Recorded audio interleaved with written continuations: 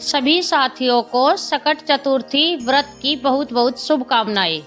संकटी चतुर्थी हर माह के कृष्ण पक्ष की चतुर्थी को आती है, लेकिन फागुन मास की चतुर्थी को विशेष फलदायी माना गया है, क्योंकि फागुन मास भक्ति, करुणा और आत्म शुद्धि का मास है।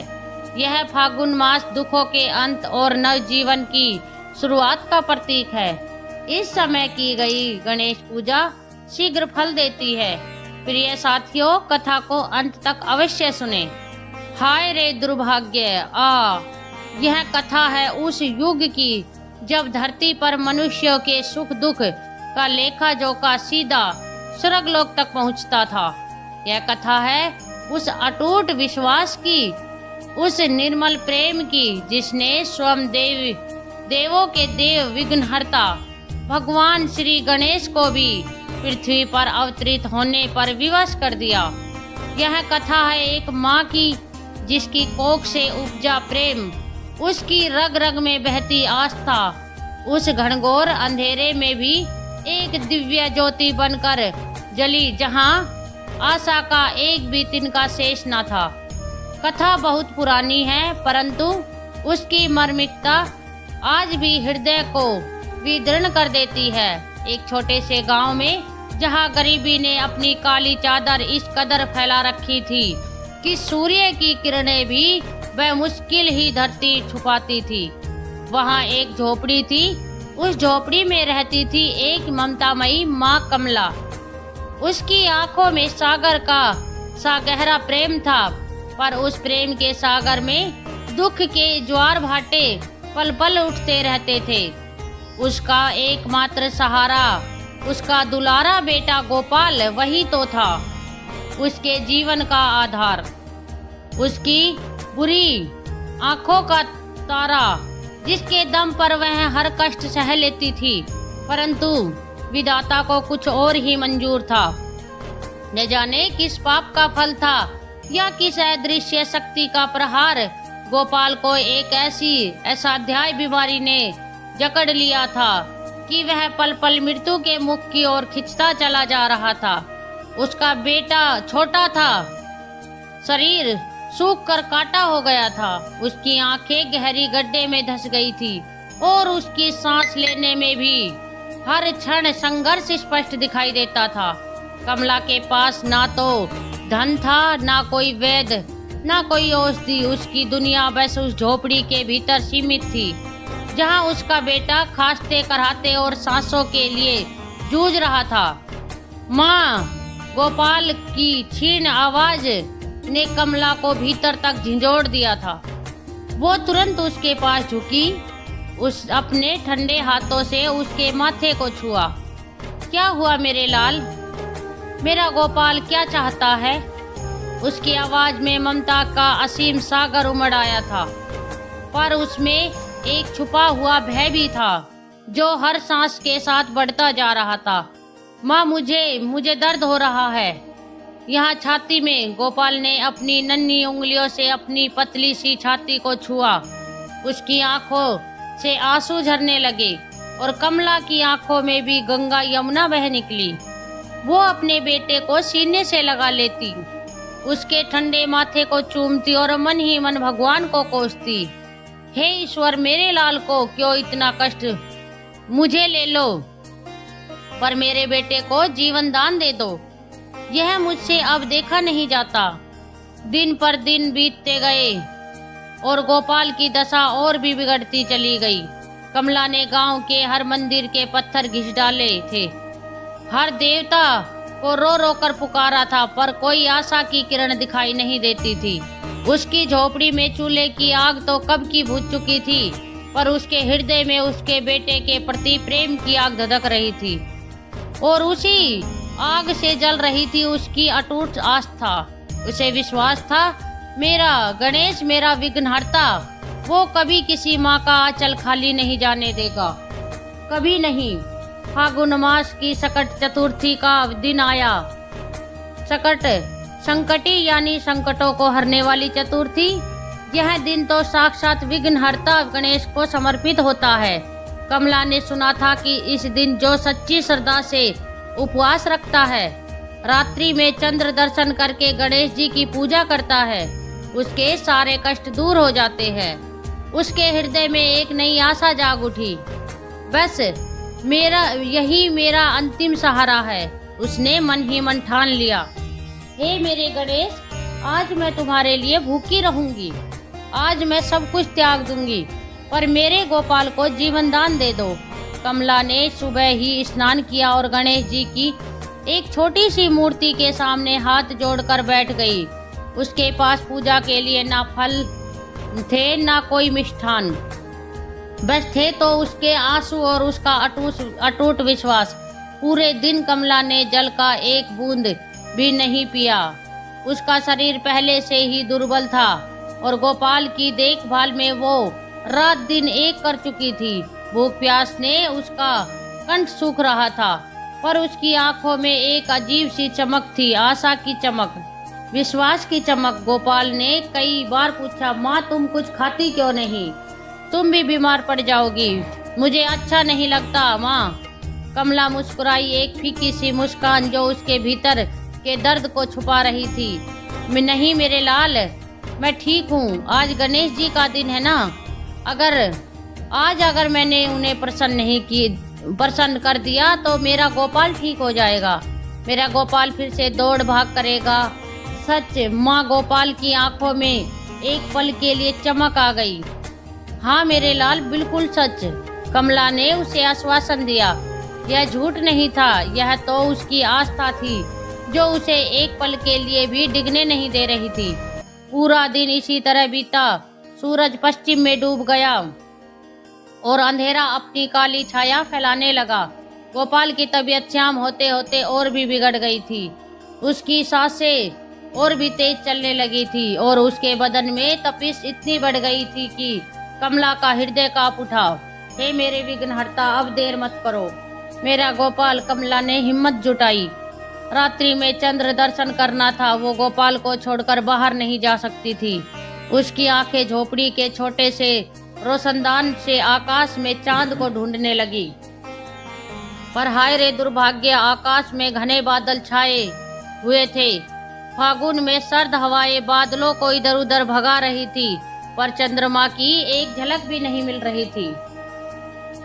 कमला के सारे धैर्य का बांध टूट गया। वह वही झोपड़ी के द्वार पर बैठ गई जहां से आकाश दिखता था। उसकी आंखों से अश्रुधारा बह निकली। हे गणेश, क्या मेरी तपस्या व्यर्थ गई? क्या मेरी पुकार तुम तक नहीं पहुंची? क्या मेरी भक्ति इतनी कमजोर है कि तुम मुझसे रूठ गए? क्या मेरी भक्ति इतनी कमजोर है कि तुम मुझसे रूठ गए? मेरा बेटा मर रहा है और मैं उसका मुख भी नहीं देख पा रही हूँ। हे प्रभु, क्या मैंने इतना ही पाप किया है? उसकी आवाज में इतना करुण विलाप था, इतनी पीड़ा थी कि आसपास का वातावरण भी सहर उठा। उसका उपवास, उसकी भूख, उसकी प्यास, गोपाल का दर्द, सब एक साथ उसे निचोड़ रहे थे। उसकी आंखों में अंधकार छाने लगा। उसने सोचा, आज चंद्र दर्शन नहीं हुए तो मेरा व्रत अधूरा रह जाएगा, और अगर मेरा व्रत अधूरा रह गया तो मेरे गोपाल का क्या होगा? यह सोचकर वह और भी जोर से रोने लगी। उसका सिर जमीन पर टिका गया और वह पूरी तरह से टूट चुकी थी। उसकी आस्था का दीपक भी उस पल बुझने की कगार पर था जब आशा का अंतिम धागा भी हाथ से छूट रहा था। ठीक उसी क्षण क्षीर सागर में नहीं, कैलाश पर नहीं, अपितु पृथ्वीलोक पर ही, जहाँ सुख दुख कर्म धर्म का चक्र निरंतर घूमता रहता है, भगवान श्री गणेश अपने वाहन मूषक राज पर विराजमान होकर भ्रमण कर रहे थे। वे अपने भक्तों के कष्टों को दूर करने वाले, विघ्नों को हरण करने वाले प्रथम पूजनीय देवता है। वे अक्सर इसी प्रकार पृथ्वी पर घूमते रहते हैं, अपनी लीलाओं से भक्तों को कृतज्ञ करते रहते हैं और अधर्मियों को दंड देते रहते हैं। सहसा उन्हें एक अजीब सा खिंचाव महसूस हुआ। कोई सामान्य पुकार नहीं थी, न कोई सामान्य भक्ति। यह एक माँ की आत्मा की चीख थी जो ममता के सर्वोच्च शिखर पर पहुंचकर ईश्वर को ललकार रही थी, प्रसन्न कर रही थी, और उसी प्रसन्न में उसका सारा विश्वास, सारी श्रद्धा, सारा प्रेम समाया हुआ था। भगवान गणेश ने अपनी दिव्य दृष्टि से देखा, एक छोटी सी झोपड़ी, एक दुर्बल माँ, एक मरणासन बेटा, और उस माँ की आंखों में बहते आंसू जो मोती से भी ज्यादा पवित्र थे। भगवान गणेश का विशाल हृदय ममता की उस पुकार से द्रवित हो उठा। उनकी आंखें भी जो युगों युगों से सृष्टि के रहस्यों को देखती आई थी, नम होने लगी। यह कैसी भक्ति थी जिसने अपने लिए कुछ नहीं मांगा, बस अपने बेटे के जीवन की भीख मांगी। यह कैसी अटूट श्रद्धा थी जो गरीबी, बीमारी और निराशा के बावजूद अंतिम सांस तक उसके नाम का जप कर रही थी। कमला की उस अटूट श्रद्धा के, उसके निर्मल प्रेम की शक्ति इतनी प्रचंड थी कि जब स्वयं विघ्नहर्ता ने उस झोपड़ी की ओर कदम बढ़ाए तो उस शक्ति के प्रभाव से एक अलौकिक ऊर्जा का संचार हुआ। धरती पर आने पर उस माँ की भक्ति के दिव्य प्रभाव ने मानो भगवान गणेश को एक क्षण के लिए बेहोश सा कर दिया। यह बेहोशी किसी कमजोरी की नहीं थी, बल्कि उस श्रद्धा की पवित्रता, उस ममता के चरम भाव की इतनी तीव्र अनुभूति थी कि स्वयं देव भी उसकी प्रबलता से अभिभूत हो गए। यह पल ऐसा था जैसे सारा ब्रह्मांड एक माँ की पुकार के सामने नतमस्त हो गया हो।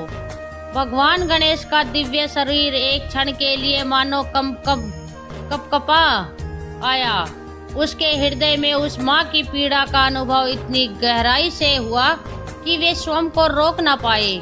उनकी आंखों से वात्सल्य और करुणा के आंसू धार बह पड़े। जैसे ही भगवान गणेश उस झोपड़ी के भीतर प्रकट हुए, एक अद्भुत प्रकाश ने पूरा वातावरण जगमगा उठा। झोपड़ी की पुरानी दीवारें जहाँ कभी अंधेरे और उदासी पसरी रहती थी, अब दिव्य आभा से आलोकित हो उठे। कमल की माँ जो अपनी टूटी हुई आस्था और दुख से निढाल होकर बैठी थी, उसने आंखें उठाई। सामने एक दिव्य बालक खड़ा था, गजवंदन चतुर्भुज, हाथों में अंकुश, पास मोदक और अभय मुद्रा धारण किए हुए, मस्तक पर दिव्य तिलक और नेत्रों में असीम करुणा। यह दृश्य इतना अलौकिक था कि कमला एक पल के लिए सुध बुध खो बैठी। विघ्नहर्ता मेरे गणेश मेरी, उसकी आवाज उसके कंठ में ही अटक गई। वो तुरंत उनके चरणों में गिर पड़ी। उनके अश्रु अब दुख के नहीं बल्कि असीम कृतज्ञता और विस्मय के थे। उठो मेरे पुत्री उठो। भगवान गणेश की आवाज में इतनी मधुरता थी, इतनी ममता थी कि कमला का हृदय शांत हो गया। मैंने तुम्हारी पुकार सुन ली है, तुम्हारी अटूट श्रद्धा देख ली है, तुम्हारी भक्ति ने मुझे यहाँ खींच लाई है, तुम्हारी ममता ने मुझे पृथ्वी पर आने पर विवश कर दिया। कमला ने देखा गोपाल अपनी खाट पर लेटा हुआ आंखें खोले हुए उस दिव्य प्रकाश को निहार रहा था। उसका चेहरा जो कुछ देर पहले पीला सा सिकुड़ रहा था, अब शांत और निर्मल दिख रहा था। उसकी सांसें जो संघर्ष कर रही थी, अब सामान्य हो रही थी। गोपाल कमला ने बेटे की ओर देखा, फिर गणेश अब शांत और निर्मल दिख रहा था। उसकी सांसें जो संघर्ष कर रही थी, अब सामान्य हो रही थी। गोपाल कमला ने बेटे की ओर देखा, फिर गणेश जी की ओर।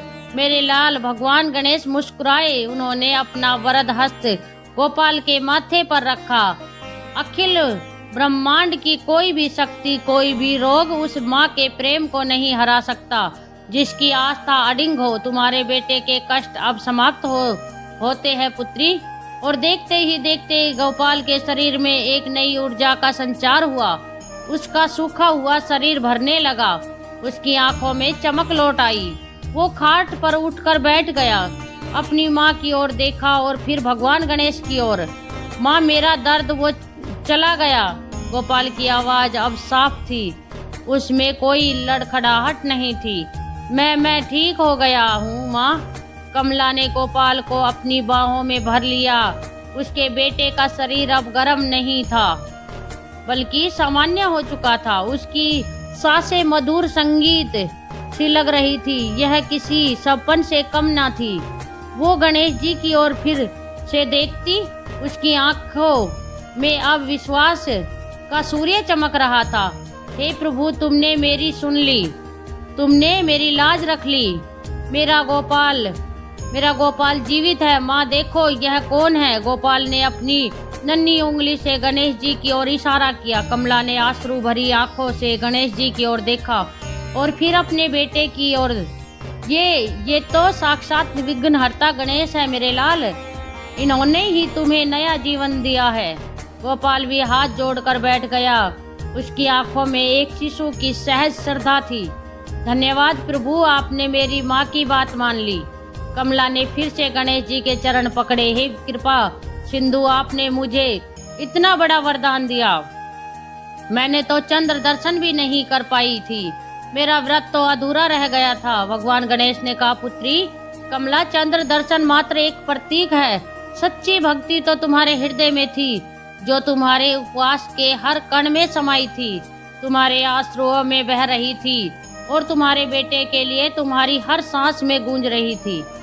मुझे तुम्हारे बाह्य कर्मों से नहीं, तुम्हारी अंतरात्मा श्रद्धा से प्रसन्नता मिलती है। तुम्हारी आस्था इतनी अटूट थी कि तुम्हारे चंद्र दर्शन न कर पाने से मेरा प्रेम तुम्हारे लिए कम नहीं हुआ, अपितु और बढ़ गया। भगवान गणेश ने कमला और गोपाल को आशीर्वाद दिया। उन्होंने कहा, पुत्री तुम्हारी भक्ति से प्रसन्न होकर मैं तुम्हें वरदान देता हूँ कि आज से तुम्हारा यह पुत्र पूर्णतः स्वस्थ रहेगा और तुम्हारे घर में कभी कोई अभाव नहीं रहेगा। तुम्हारी अटूट श्रद्धा की यह कथा युगों युगों तक सुनाई जाएगी, जो हर उस माँ को प्रेरणा देगी जो अपने बच्चों के लिए संघर्ष करती है। कमला और गोपाल ने कृतज्ञता से सिर झुका लिया। उसके जीवन का सबसे बड़ा कष्ट दूर हो गया था और उन्हें साक्षात भगवान के दर्शन का सौभाग्य प्राप्त हुआ था। भगवान गणेश ने एक अंतिम मुस्कान दी। उनकी दिव्य आभा धीरे धीरे क्षीण होने लगी और कुछ ही पल में वे पुनः अदृश्य हो गए, जैसे वे कभी आए ही ना थे। पर उनकी उपस्थिति के चिन्ह झोपड़ी में रह गए। एक अलौकिक सुगंध, एक पवित्र शांति और कमला व गोपाल के हृदय में एक अविस्मरणीय स्मृति। सूर्य की पहली किरण जब अगली सुबह झोपड़ी में पड़ी तो उसने एक नया दृश्य देखा। गोपाल खाट पर नहीं था, बल्कि बाहर आंगन में बैठी अपनी माँ के साथ हंस खेल रहा था। उसकी आवाज में चहचहाट थी, उसके चेहरे पर नई चमक थी। कमला की आंखों में अब कोई उदासी नहीं थी, केवल असीम शांति और कृतज्ञता थी। समय बीतता गया और गणेश जी के वरदान से कमला और गोपाल का जीवन पूरी तरह बदल गया। गोपाल बड़ा होकर एक स्वस्थ और कर्मठ व्यक्ति बना। उसके घर में कभी कोई अभाव नहीं आया और उसकी झोपड़ी अब सुख समृद्धि से परिपूर्ण हो गई। कमला ने अपने जीवन का हर क्षण गणेश जी की भक्ति में बिताया और उसकी कथा गांव-गांव में फैल गई। यह कथा हमें सिखाती है कि सच्ची श्रद्धा और माँ का प्रेम किसी भी संकट से भरा होता है।